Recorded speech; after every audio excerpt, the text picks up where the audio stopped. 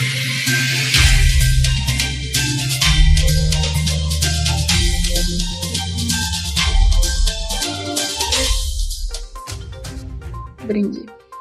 18岁的世界维吾尔代表大会前主席拉比亚卡迪尔看望了在白宫前去世的英勇妇女，并呼吁在世界各地与维吾尔人进行斗争。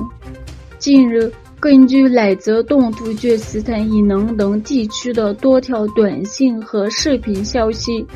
在长达1个月的封城期间，维吾尔家庭得不到食物。有7条消息讲述了因饥饿而导致的死亡。6月21日，3名维吾尔女性集中因幸存者来到白宫北侧的拉法叶特广场进行举式抗议，呼吁美国政府关注发生在东突厥斯坦的人权暴行。陪同参为集中营幸存者的由维吾尔裔美人协会的艾丽菲达尔女士，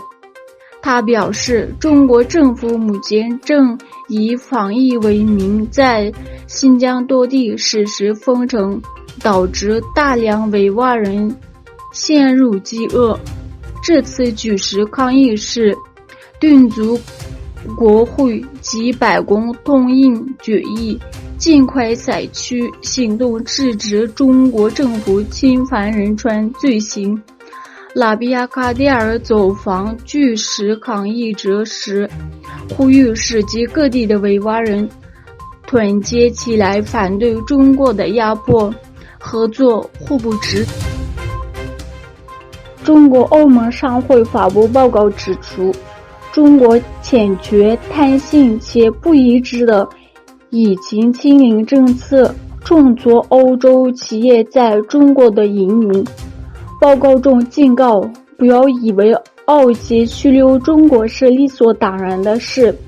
欧盟商会周三谴责中国不灵活的清零政策及其不一致，对在华3%的欧洲公司产生了负面影响。在昨天发布的报告中，中国欧盟商会对于中国严格的防疫政策做出了悲观的预期。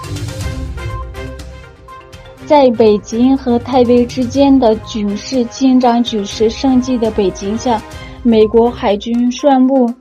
其所属舰艇与加拿大护卫舰正在穿越台湾海峡进行例行活动。针对此举，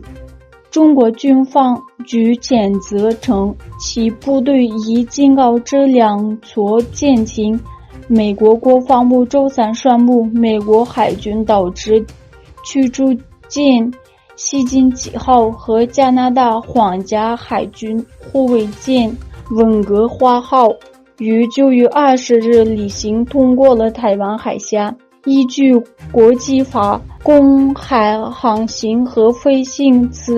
由适用于这一水域。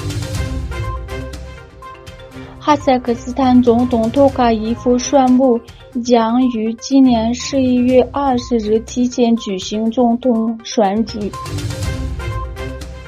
美国国家安全顾问杰克·沙利文感谢土耳其在乌克兰和俄罗斯之间的战俘交换中进行的调解。